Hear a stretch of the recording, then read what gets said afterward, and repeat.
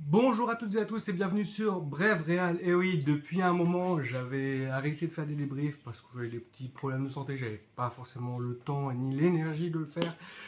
Cette fois-ci, c'est bon et je reviens non pas comme je l'aurais voulu pour la Super Coupe d'Espagne, mais pour un match de championnat contre Almeria où c'est passé pas très loin du naufrage, j'ai envie de dire, malgré que tout au long de ce début de saison, on voit une équipe du Real Madrid convaincante, plutôt sereine, comme en Super Coupe d'Espagne. Coupe du Roi, ça a moins bien marché, mais bon, on a quand même fait le job contre l'Atlético, on a tout donné et c'était important de repartir de la même façon en championnat, sauf qu'on a mis une équipe, Ancelotti a mis une équipe un peu émoussé, un peu épuisé pour débuter ce match. Je pense qu'il aurait dû faire tourner. Mais bon, il a tellement fait de bons choix, Ancelotti, qu'on ne lui entendra pas rigueur. Même si le match démarre mal dès la 41e seconde, où on prend un but sur une erreur de Nacho. Je pense que c'était une erreur de Nacho avec des passes un peu moins appuyées, un peu trop. On joue un peu trop facilement. Et du coup, ben, on se prend un but qui est pas. Ben, il est rarement là pour briller au Real Madrid. Et oui, voilà. Lunin aussi, c'est pareil. Il est entre Kepa et Lunin, pour ma part, il n'y a pas vraiment de grosse différence. Il y a une petite différence en faveur de Lunin, mais pas grand chose. On attend bien sûr notre grand gardien Courtois. Hein. On a hâte de le revoir. Pitié qu'il se guérisse vite. Mais bon, voilà. Donc on prend un premier but, on prend un deuxième but sorti de n'importe où, comme on a l'habitude de se le prendre. Un but où on recule, mais on montre rien en première période. On est vraiment euh, peu créatif, on y met peu d'énergie, bien sûr, on est fatigué. On revient de 120 minutes, 96 et encore 120 minutes, donc du coup, ça fait quand même beaucoup dans les jambes. Les organismes sont fatigués, on n'a pas fait tourner ou pas assez fait tourner, donc du coup, ça se ressent. Et on voit clairement les joueurs qui arrivent à bout. Mais pour ne pas se péter et ne pas encore agrandir le nombre de blessés, il faut faire tourner. Et là, on n'a pas fait. Il a reconnu après, Ancelotti, qu'il avait fait une erreur d'aligner ce 11-là. Donc, première mi-temps, pas bonne du tout. On propose rien. Et le dernier du championnat vient nous taper deux buts qui sont très bien. Hein. On méritait de prendre, malheureusement. Et on marque un but après. C'est vrai qu'il y a eu le penalty qui nous a refait passer le devant au niveau du match, au niveau mental. Hein. Mais le penalty, pour moi, alors il y avait une faute de Ridiker, donc du coup, première intervention de la VAR. Le VAR ne voit pas forcément la faute de Rudiger et voit la main. Donc, pour moi, il y a main. Mais la faute de Rudiger n'a pas été prise en compte parce que le VAR n'allait pas voir ça, même s'il aurait pu, pour moi. Ça serait pas un scandale que le penalty ne soit pas accordé. Euh, on a vu les discussions entre les arbitres, entre le VAR et l'arbitre.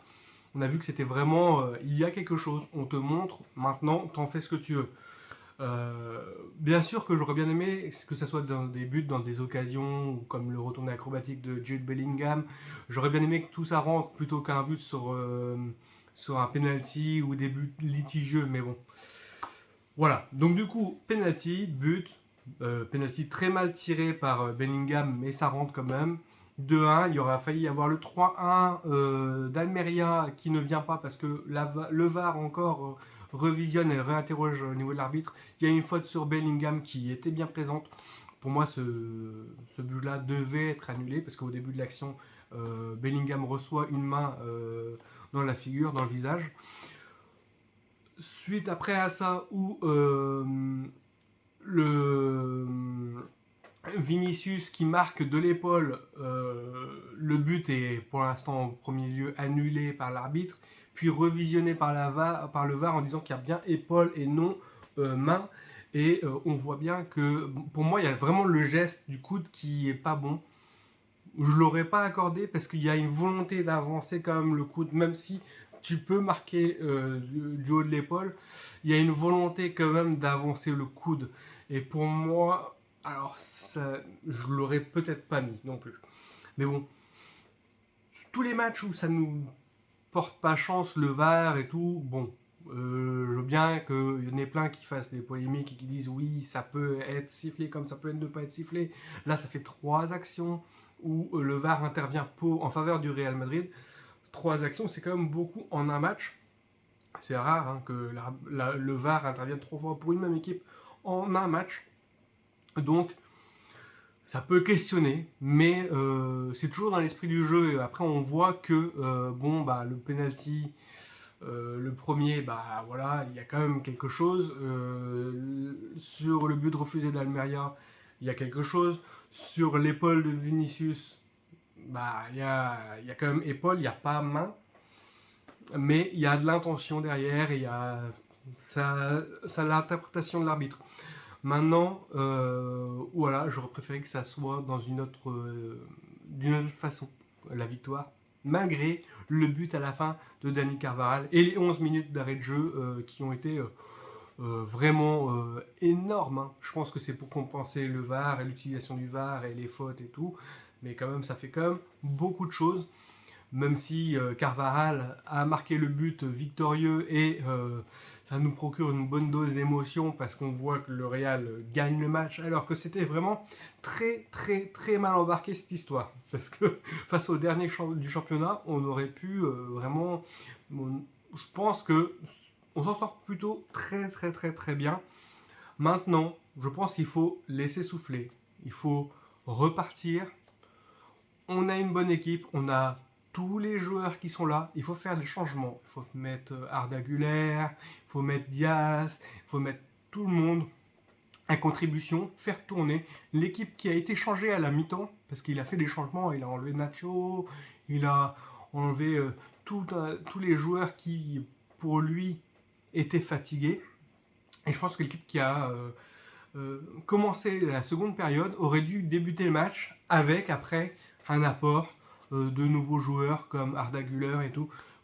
Sers-toi des jeunes qui ont envie sur ces matchs-là, où certes on est contre le dernier, on n'a potentiellement rien à craindre au début du match, même si ils ont tout donné, et c'est vrai que le dernier du championnat nous a montré qu'ils avaient de la volonté et que leur place n'était pas forcément méritée, et que leur 0 victoire, au final, s'ils continuent comme ça, bien sûr qu'ils vont décrocher des victoires parce qu'ils ont très très très bien joué.